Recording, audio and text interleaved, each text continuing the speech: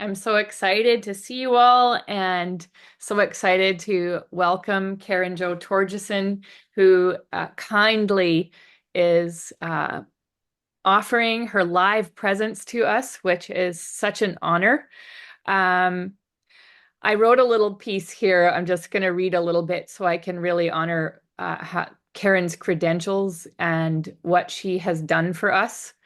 Um, So Karen is a pioneering scholar. I would call her one of the godmothers of um, this research that was so hidden and so covered up and so kept from us, to the point where I think when I first began um, exposing myself to people like Karen, I felt so ripped off. I went through a really major phase of being like, what the actual? This was hidden here all along. I knew it from the time I was a little girl, and now here it is right in front of me, thanks to this really robust uh, research and commitment. So Karen's work kind of like it reflects the organic nature of the early church and how it was actually um, defined by like a Greco-Roman world. And she's going to talk more about that. But when I was first introduced to Karen's work, it was through this book, When Women Were Priests. And when I invited Karen to come on, I actually sent a picture I have of Ian, my beloved. Um, he's got our baby Francis, who's 9 now. And Francis is laying on Ian's chest, and Ian's reading this book. And I took a picture of it because it was basically like, you know how they say life goals, right? My beloved partner was educating himself, grew up French Catholic, was educating himself about this history with his son on his chest, which is kind of like the sexiest thing I can think of. So anyway, without further ado, I just want to welcome you, Karen. We're just going to have a really informal conversation today with room for questions at the end. So, Karen, if you want to begin by just maybe start with how you ended up being drawn to this research to begin with. Okay. I'm so delighted that there are faces and presences here.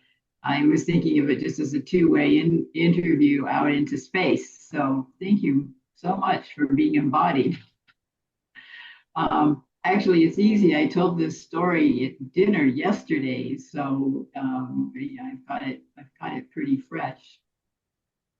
My first teaching position was in Germany, and I was still just even finishing my dissertation. And I can't even remember the title of my dissertation, which was also published. But my specialty, what I was developing, was expertise in early Christianity. So the field that I was in Germany, which is fairly patriarchal, was called patristics, the study of the fathers. And that's what I studied, their theology, their lives, and the formative period of Christianity. To do that, I had to, of course, learn, I had to learn German, but I also had to learn Greek and Latin. And what that meant was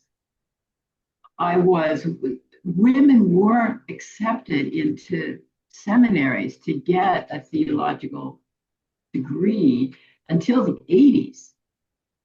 And so I was one of that first wave who had developed that expertise. So when I came back from Germany, I learned about the big controversy within Christianity over whether women could be in leadership, women be priests, could women be bishops, were they, and so on. And the arguments for the fact that um, the church believed that they were not allowed to be in leadership and not allowed to be bishops and presbyters. They, I'm sorry, at this age, I can lose a train of thought, and that's why I have help here. So what I want to say is that when I came back to the States, I realized I could enter the fight. Mm-hmm. The opposition, the arguments for women being absent came from all of these texts that I now could read in Greek and Latin. And so I used that tool to enter the fray. And it was scary. It was exciting. It seemed overwhelming. But what happened in the US was that women in the 80s wanted to know everything about women. It didn't, doesn't matter, conservative, liberal, doesn't matter what branch of Protestant Catholic, doesn't matter what religion, women wanted to know about women's history. And so publishers were right there. And after I gave my first paper at an academic conference in the States, because I was moving in this direction, I had 3 publishers come up to me and say, "Do you have a larger manuscript?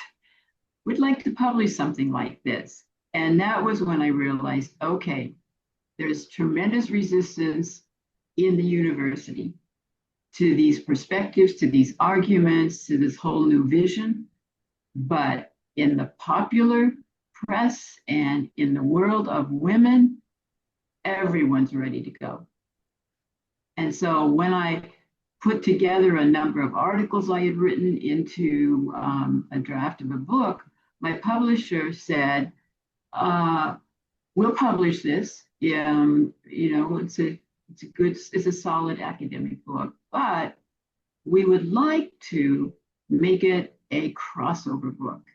And a crossover book is one that is academic, but is written for a larger audience and is usable for a larger audience. And he said, "That'll probably take you longer." It took another 3 years, but I was really clear. My goal was I had already gained my chops, you might say, for being an academic, because my dissertation was published in a German series. So that said, okay, she's a real scholar. So I could take the risk, because women who were publishing on women's issues were, you couldn't get a job at a university with that on your resume in those years. So that's how I got launched. And what I did is during that period, I ended up speaking a lot in Christian churches, women's groups, and that really affected how I was writing it and how I was explaining it, because I was in conversation with women who lived out women's roles and who had a deeper vision of what was really going on in history and had that sense that we've been betrayed. Mm-hmm. Thank you. So that leads me definitely into just an intuitive question here around what it was like for you as you began doing this research and uncovering what you began to uncover, and how perhaps you were formed. You're formed as a little girl, moving through the world, and then you move into the academy, which of course is very, it's got a lot of masculine energy there. And so there you are, uncovering some of this treasure. What were some of the things that you felt personally, like when you're saying, using the word betrayed? That's a word that I felt like, that's a word that I would use for my own self as I began to awaken. uh, to the history. So I just wanted to ask what maybe uh, what feelings came up for you as you're noticing, oh my goodness, look at this. No one's ever asked that question. That's a profound question, one worth spending time with. We'll do that after. Okay, what flashes first for me is, and this is it needs to be an autobiographical piece. I grew up between the years of 8 and 12 in Mexico and went to Mexican school. And so I had a cross-cultural life very early on. And because my family weren't, in like military or diplomatic or missionary, there wasn't a really strong lens through which I would interpret everything. So that meant that I was really open. My heart was really open. And so children have that capacity. They see with their heart, I guess, and so that critical mind is just receiving new things and not creating boundaries.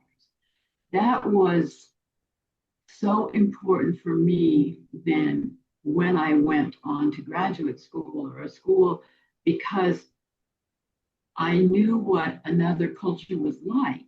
And when I was listening to all the things I was being taught about women and women's roles and women's virtues and all, I knew that what was happening is that these people were only projecting their own culture.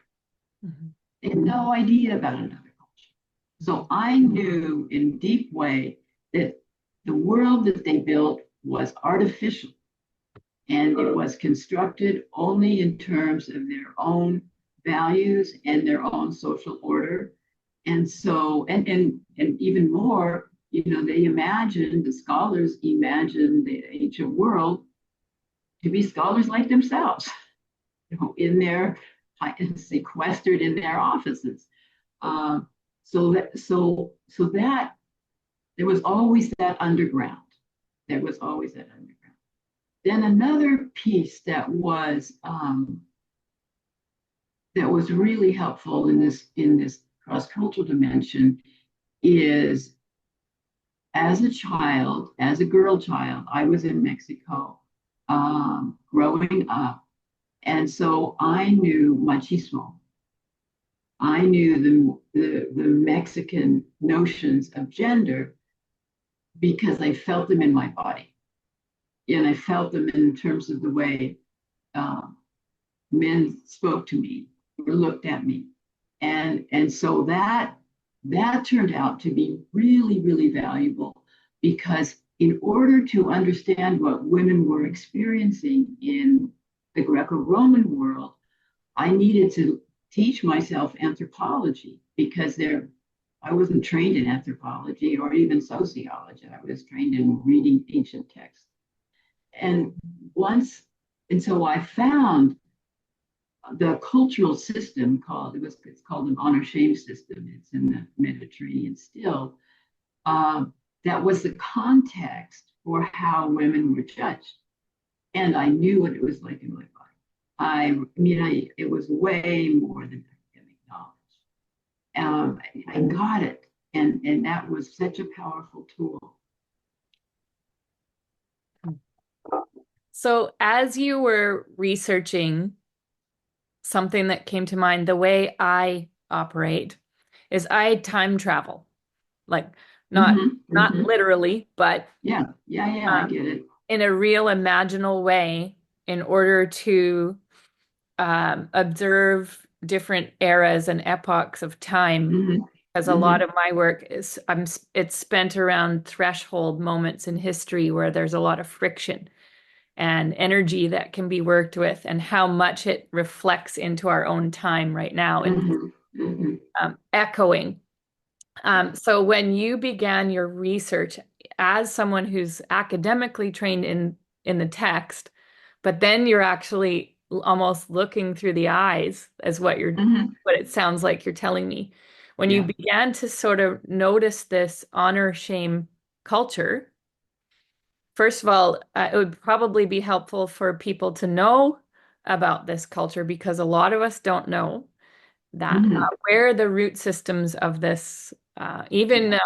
even purity, you know, uh, Yeah. Yeah. uh, where all of this comes from and how some of it was, definitely in your research connected to the Greco-Roman and then the root systems of being in Babylonian exile, for instance, and historically being when someone is oppressed, when a people are oppressed, they often more hyper moralize themselves over Yeah. and Right. above their Right. captor, and so Hmm. Hmm. purity becomes a piece there.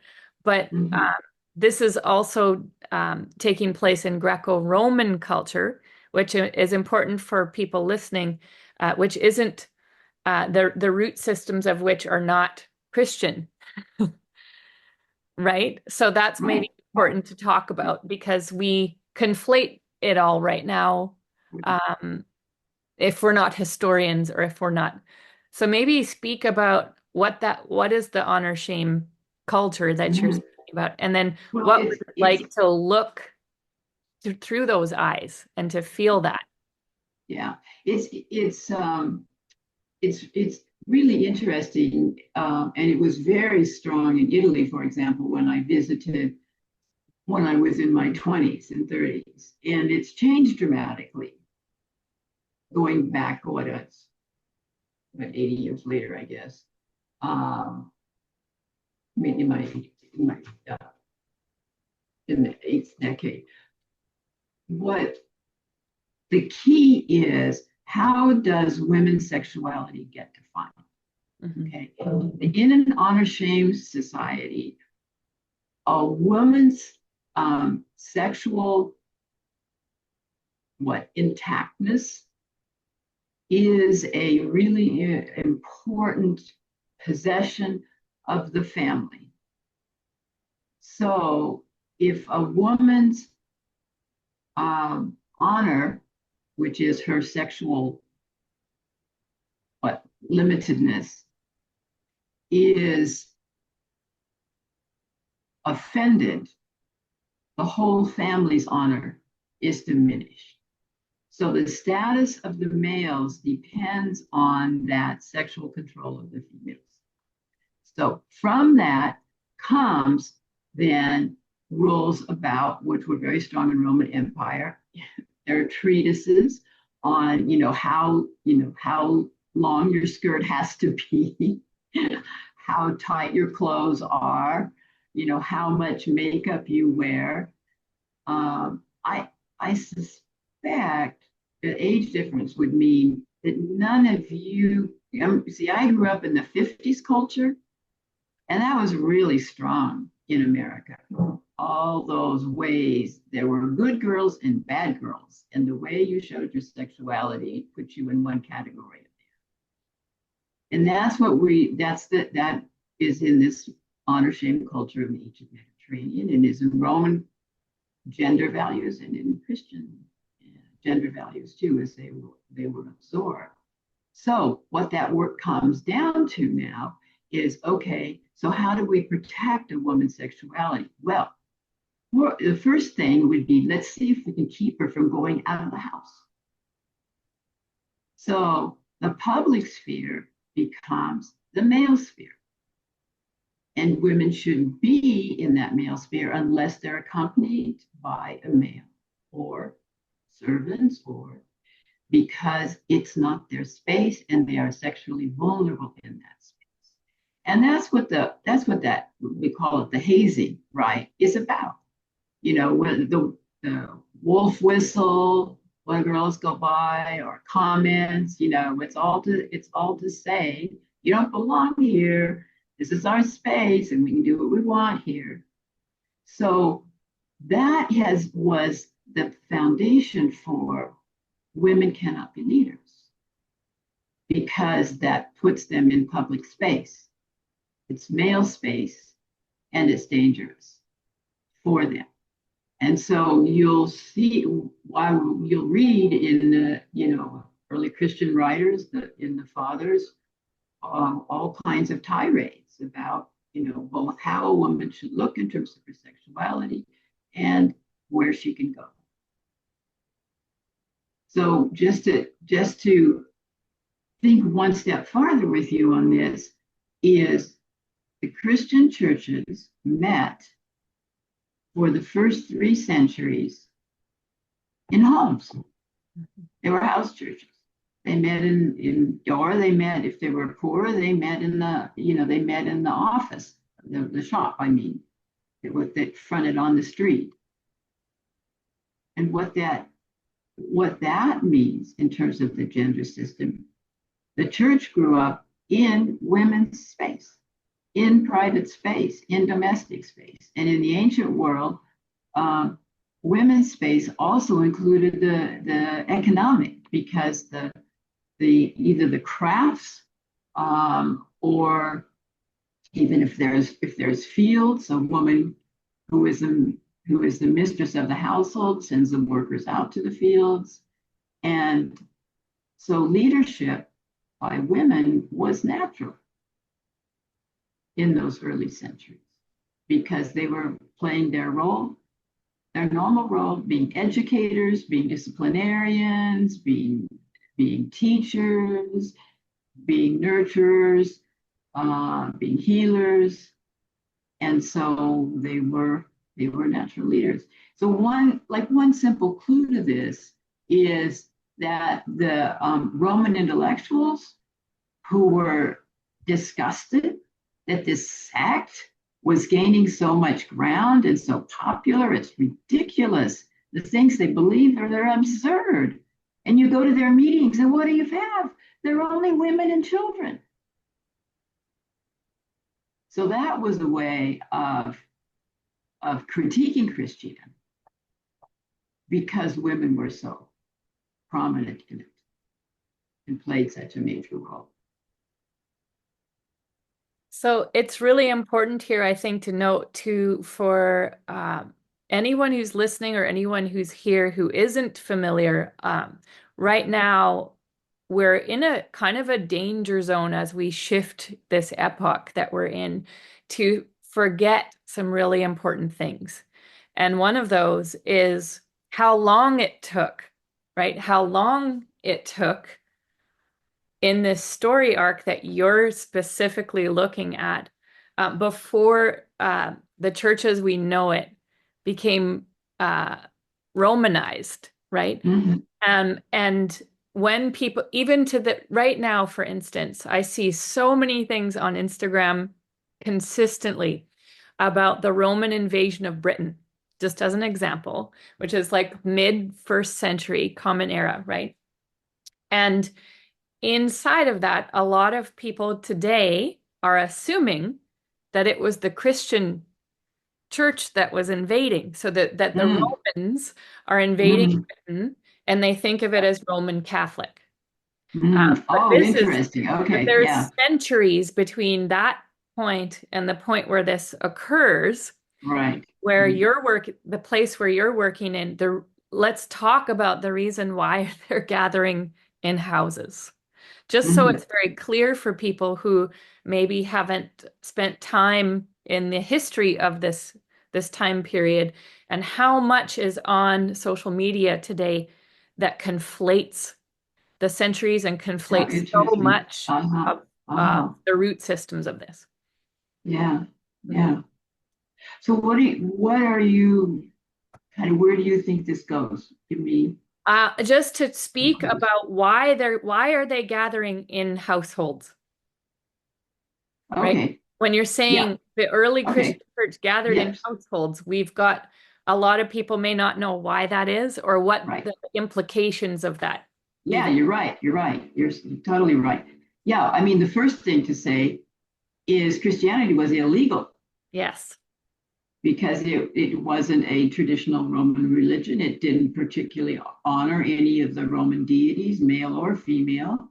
Um, it didn't seem to give quite enough what respect and attention to the rulers who ruled under these gods. Okay, so they, in fact, they called themselves the people.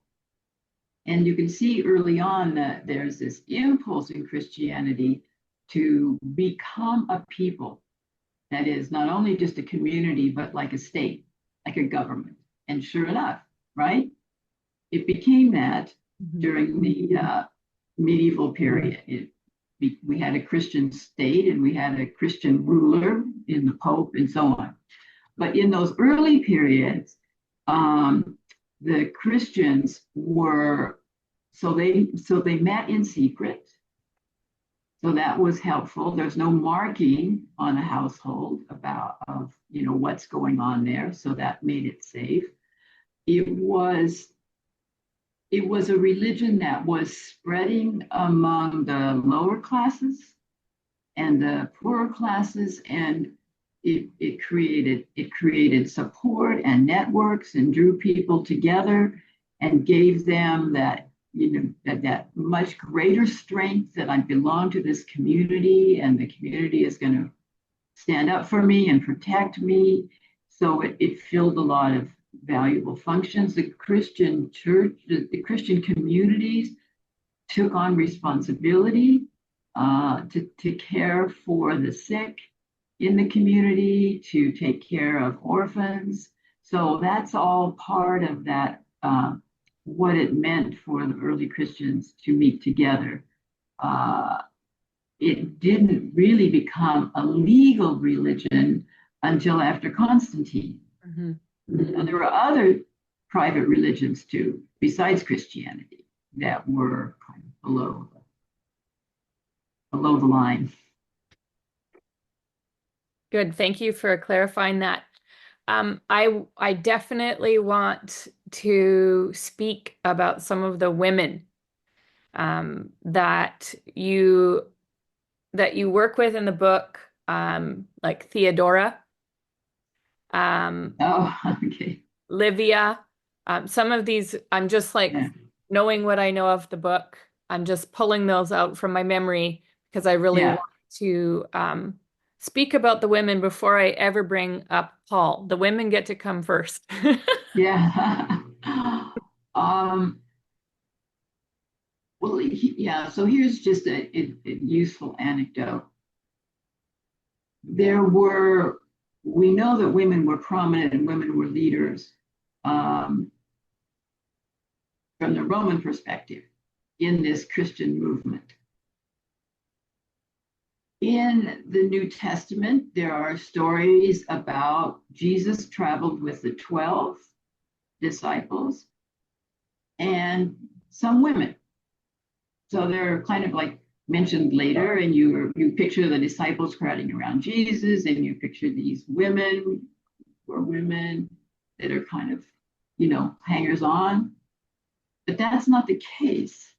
The women that were with Jesus traveling were women from the upper classes, not the lower classes. And they were women who were there.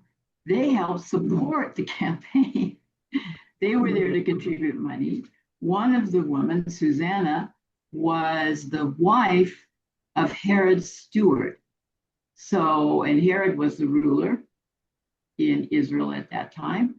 And so, for example, the group, the apostles and Jesus are moving together into a new town, and there's some resistance, and there's violence, and so Susanna will then step in and say, what seems to be the problem here? Oh, well, my husband is the steward for Herod, and he would be very disturbed to learn that you're offering this kind of resistance to this group. So I suggest you just think about that.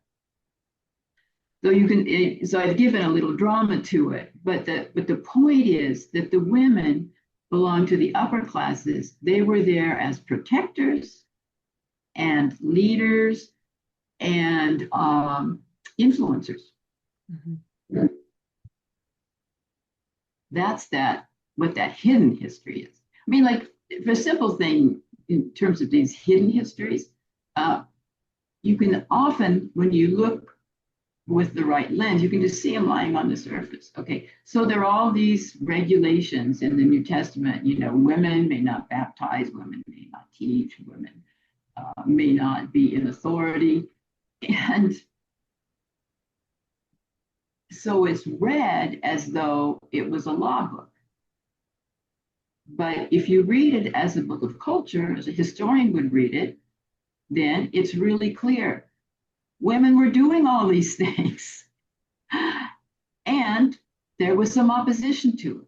So there's a controversy. So what's the controversy about? And who's on which side and why? All of that can come just from the simple fact of moving away from the idea of it's a sacred text to it's a community's history. And then you start to see the women. And the amount of resistance to women indicates they were very powerful. Mm-hmm. It reminds me of Peter's response to Mary Magdalene in the Gospel of Mary. Yes. It's like an angst that just, it like permeates the history of this. And for me, um, once this is kind of another personal question before we get into Theodora, and it's more about like once you began, I don't know at what point you began to notice, like read between the lines, so to speak, right? And notice that once you start reading between the lines and really seeing this all come to life, right? As opposed to it being one dimensional, like as a scholar of text, right? Um, at what point did you have to um, heal yourself? Like at what point when you're looking at this and really feeling what the impact of this has had? Like there's some women inside the Wellspring who do not identify as Christian, but they do know at the very least that they are a recipient of a lineage, right? And it's difficult to even know sometimes what to do with that lineage when you start to notice the impact, the way it was designed and the root systems that you're speaking about, the Roman and the Greco-Roman root systems as it pertains to women. But was there a point when you're like, did you say, you bastards? Like, did you get to the point where you're like, you see it, right? And you uncover Yeah. this, and then you start to feel the impact of it on your own story or the story of Yeah. women around the world, really. How this impacted the way we erased this, the way it was hidden, the way it was channeled into one particular narrative Yeah. that is impacting us even as we speak. Or like the Yeah. globe right now is really impacted by this story. Yeah. Yeah. Um,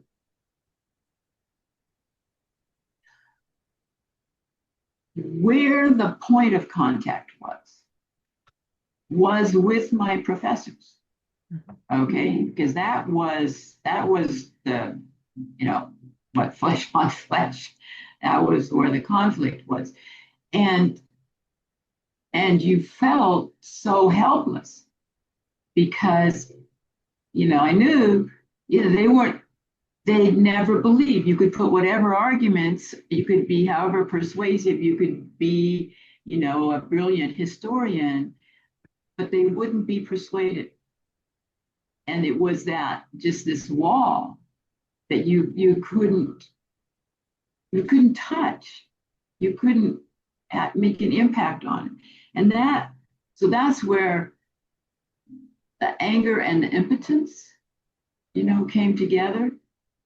And where that led was to women, because women were believing, women were getting it, women were seeing it. And so that's where I felt strength. I felt that I felt impact. I felt safe.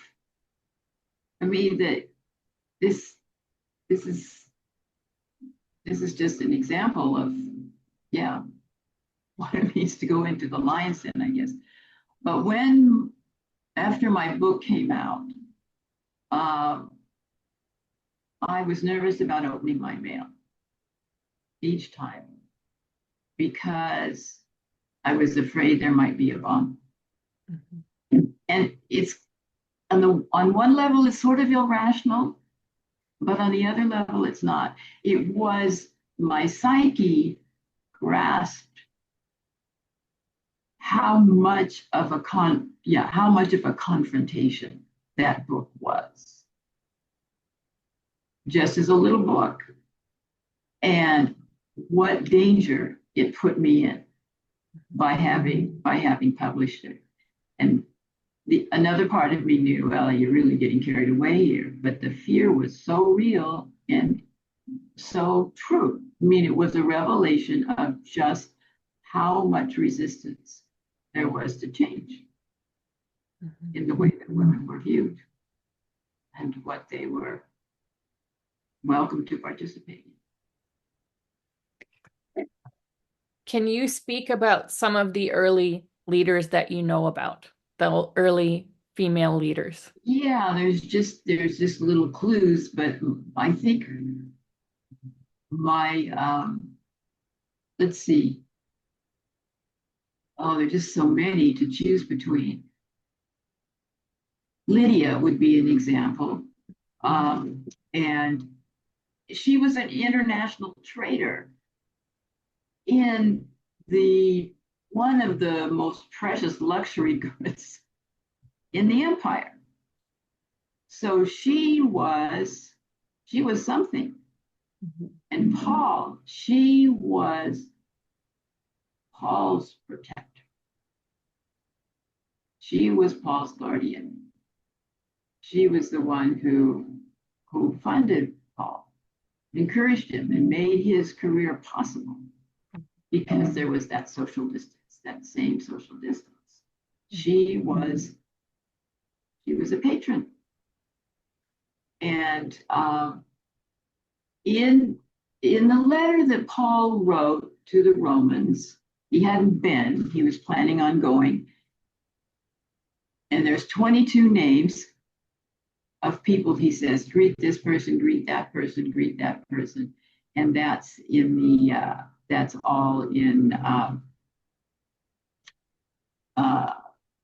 these are all the house churches in Rome that he's familiar with. They're in touch with each other. Of those, one third were women. So 30% of the leadership in the city of Rome, in the capital of the empire, were women. Mm-hmm. And she was one of those. And then another one who's so mysterious and just really intriguing. So there's among that group, there's Junia and Andronicus. And Paul said they were in prison. I met them in prison. They were already there in prison, and they are apostles. He gave them the title of apostles. He put them on the par with Jesus' disciples. So it's a team, and the woman is equal in power, and it is a on-the-road ministry. They travel, they preach, they baptize, and they get imprisoned because it's an illegal religion, and there's opposition. Well, Junia underwent a sex change operation in the 12th century, where she became Junius. Mm-hmm. a male name. So what's happening is the copyist in the 12th century, the sexism is much greater even then, said, well, that can't be. They're called apostles. That must be two men, Junius and Andronicus. And it wasn't until Bernadette Bruden, who was a feminist scholar of the last century, did a study and discovered there is nowhere, anywhere in Roman history and in Roman literature and Roman lists, there is nowhere the name Junius. It's a female. And so the translations now show a female in in companionship with a husband, probably, who is called by Paul an apostle, the apostle Junia. That's another favorite. Yes, that's so fascinating, that these women's names throughout the centuries were switched, right? Switched from Theodora to Theodore, from, you're saying, like, Yeah, it's an easy switch, Joan to John, like these switches yeah, that some of which are very, actually very historical, right? And then you have all these folk fossils, which is something I'm very fascinated with as well, right? Once you start to move into the stories of the people as well, you start to get a different, oh, all the women. Yeah. yeah, Yeah. yeah. Like one woman that I'm super fascinated with is Thecla, right? Yeah. Thecla, right? And of course, we have folkloric stories about her where sea lions and lions lay down in but there's Yeah. something, I always find something buried inside of those stories that rings so true, um, about the time, and it gives you a different a feeling of the time you're in, as opposed to just this like one dimensionality that we have if we're just being scholarly, Yeah. right? Yeah. Um, so thank you. Thank you. I like to mention their names too, these women that you're mentioning, because I feel like they're all kind of gathering around us right now from the many, many, many centuries, the wisdom that they that somehow got put forth in different little pieces of manuscripts and oral tradition, and that's all Yeah. passed down to us now. And you're so much a part of that lineage. Um, I know the work that you have done has been more impactful than you might realize. So I just want you to carry that. Thank Um, you. it really is impactful and brave, um, pioneering all of those words. I think if there's anything else that you might have to say about this would be the time to just, you could close, and then we'll open it up for questions if anyone has any. So. All right.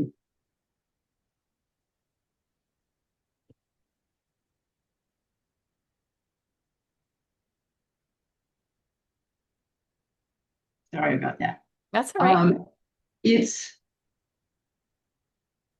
well, it's interesting. I as a scholar and I as a woman am so excited about all the, now I'll call it, we've done a lot of historical work, but now there's so much wonderful creative work Mhm. being done on women's stories, women's lives, art. So what I feel now, like I'm in the middle of this wonderful new world where what a woman's spirit Mhm. is rising and it again, it's it crosses everything, it crosses class lines, it crosses ethnic lines, it crosses such a huge variety of religions. And it's inspiring. It feels so alive and so energizing. And it's it's really exciting what this generation is doing. Mm-hmm. And I'm greatly nourished by it. The Beautiful. woman is nourished by this generation in a way that it wasn't in the last generation when we were fighting so hard. We were all Mm-hmm. worried. Well, we won't forget. We won't forget. We know how hard earned it was, so thank you for that. Um, I wanted to just what came to mind as you were saying that is I just wanted to mark, and maybe we could hold this a little bit before questions, that it's no surprise to me that these young people who are on a flotilla going to say enough is enough, the way we're treating children in this world right now. The young people risking a lot. They're, risking themselves are on board a boat called Madeleine, and the boat was named after a fisherwoman from Gaza, and it's Magdalene. It means the Magdalene, and so it is no surprise to me that this little boat that has rocked the world this week is named after her. And I know that this is more mysterious. I think the reason why we might have the trailblazers experience so much pushback is the mystery of this is so powerful.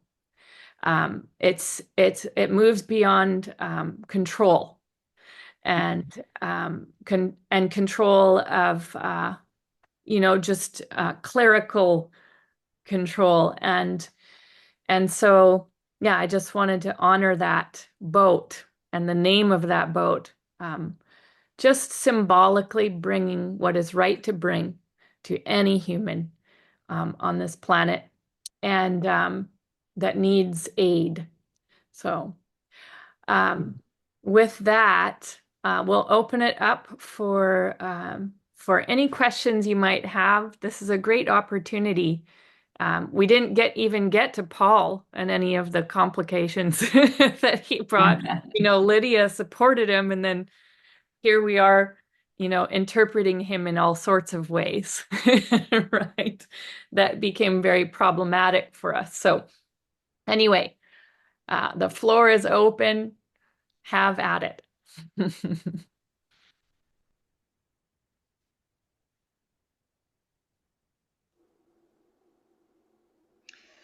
Thank you, Karen. I've been in and out because our technician arrived right when the call happened. So All right. I have missed pieces, and I don't know whether you even talked about this type of thing, but I'm really curious about things like liturgies and the shape of worship and the way space was held when in the sort of pre-patriarch when women were in leadership. If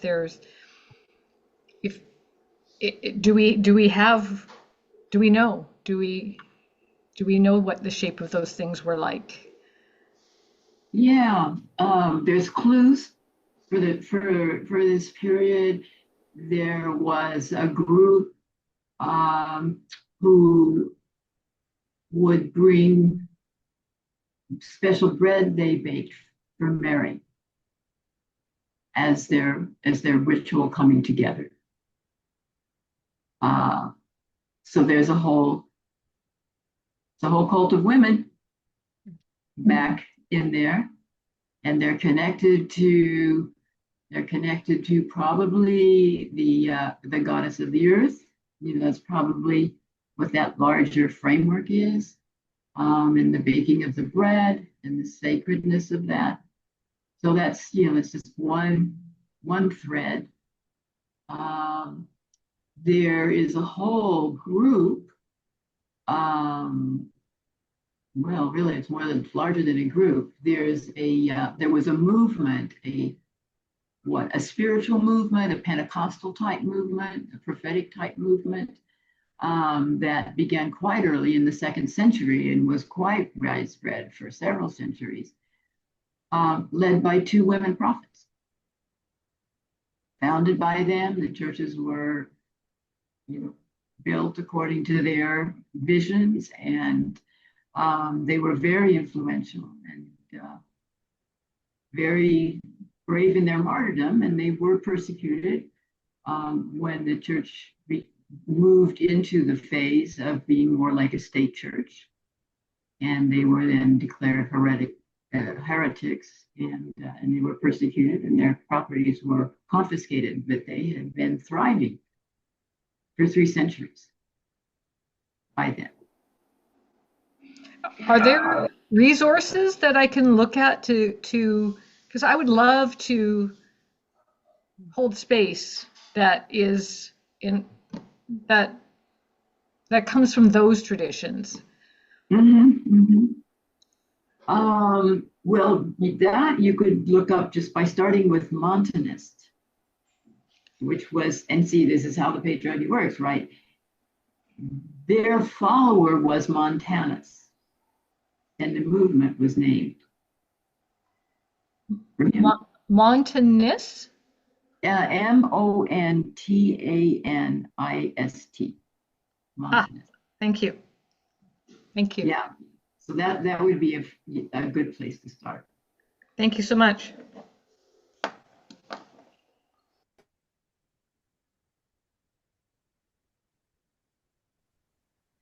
Hi, I'm calling in from my phone. I hope I'm heard. Yeah, you sound clear. Okay, and I'm at work, so if I have to leave quickly, it's because there's a work obligation. I just want to thank you. I'm a member of the Association of Roman Catholic Women Priests, and your research has been hugely important for us, and especially identifying where there might be women who may have had Episcopal authority. Yes. And such as Theodora. And so that's absolutely wonderful. Another thing is, and this is a confession, I'm watching, it's a live stream series called Torjeson, and it's from a very evangelical, patriarchal perspective, but it's extremely popular worldwide. But the impact of women like you, the way Mary Magdalene is being conveyed, even by an evangelical Christian, is amazing. The women don't show up at the Last Supper, but she has insight about what's going on with Jesus that is pretty clear that the male disciples don't seem to know anything about. And so it's just fascinating to me that that wouldn't have showed up. I mean, if you remember, like Jesus Christ Superstar and all that other stuff, as the evolution of herself as amazing. But I just really appreciate your research, and I'm very grateful. I also wanted to mention, somebody asked about a resource, Jesus Before Christianity, that came out a few years ago. Is a really good, it talks about the different Jesus associations that were going on before, Constantine really took over, and it shows that there were women leaders, and that things were being done differently in those households than others. And most conventional Christians think of the book of Acts. There was only one Jesus association. You find that in the book of Acts. This isn't true. There were many, and as we're finding out through the texts that are not in the New Testament that are available to us right now, like the Gospel of Thomas, the Gospel of Mary, the Gospel of Philip, that we're seeing that there was all kinds of Jesus associations, and that we now can make ourselves available to them. There's a video series called Early Christian Texts that people can watch with Shirley Paulson, and that would be another great resource. I just wanted to share those. So thank you again, Karen. It's interesting. My name's Karen too, and we're pioneers in the women ministry, and so, I was ordained in 2018 in Detroit. Oh, And I'm fantastic. an ordained Roman Catholic woman Ah, priest and in apostolic succession. Even no. though the Pope disagrees with me, we know Well, what and Sophia Catholics are Christa has calling done in you, us. calling the Yes, women to uh-huh. be their Yeah, priests. It's fantastic. yeah.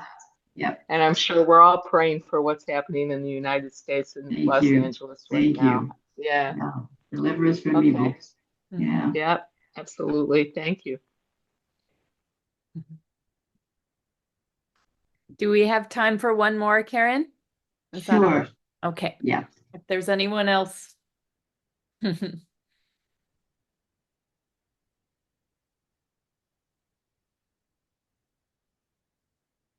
Well, thank you so much. I mean, the next thing it would be fun to do is just go sit with you and hear your stories. So thank you. Thank you for Yes. being here. Thank you so much for joining us and for all of your beautiful work. And if you don't, you guys, if you don't have this book, it's definitely an important book just to have.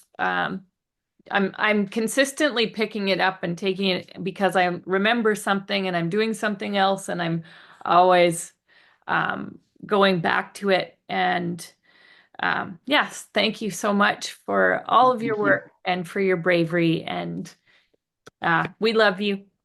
Thank you very much. Bye-bye. Thank you, Karen.